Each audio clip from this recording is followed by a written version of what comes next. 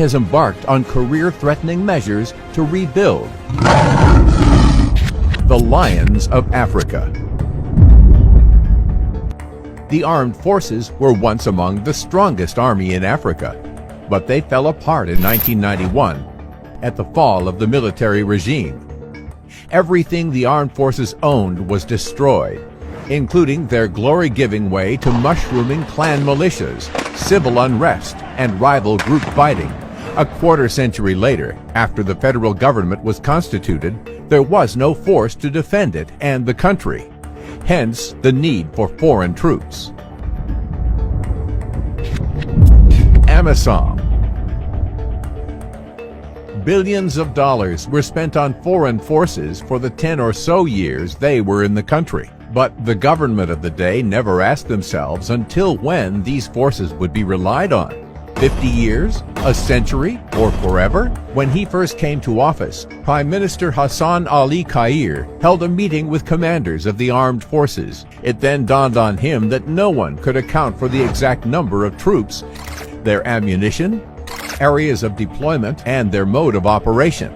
He therefore embarked on the biggest security exercise, Armed Forces Reforms, an exercise that was hitherto not easy to undertake. There were over 30,000 troops on government payroll, paid salaries by the government, as well as food rations and ammunition, but upon actual verification could not be accounted for. Biometric registration. As a result, the government embarked on a biometric registration exercise that captured the biometric data of individual troops to avoid double registration. The exercise took 7 months to complete the registration of all members of the armed forces across the country. Commander of the armed forces was for the first time able to identify each officer's full names, age, rank, health status, area of deployment, his bank details, official contacts, and his next of kin contact. However, several members of the armed forces dissented and left the front line, and therefore the armed forces reform process was politicized. Several government officials previously involved in the process backtracked after realizing the extent of sensitivity of the process. But the Prime Minister answered them then with a quote that became popular within government circles. "Even if it would mean losing my position, I will not relent from building a strong national army. Can we be a legitimate government if we listen to politicians with vested interests?" The registration unearthed the rot in the armed forces. After it was realized over 10,000 ghost officers were on government payroll, leading to the loss of $2 million per month, since salaries were withdrawn in cash from the central bank, making it prone to embezzlement. All members of the armed forces now receive their salaries without any intermediaries between each officer and the central bank, but directly through their bank accounts. Food rations. Delivery of food rations was also marred with corruption, making it difficult to account for. All suppliers were suspended and tenders re-advertised with a view to attracting quality suppliers based on actual troop numbers. This was another bull the PM has taken by the horns and succeeded. Officers are now assured of constant and enough quality food rations without any embezzlement of government funds. New commanders.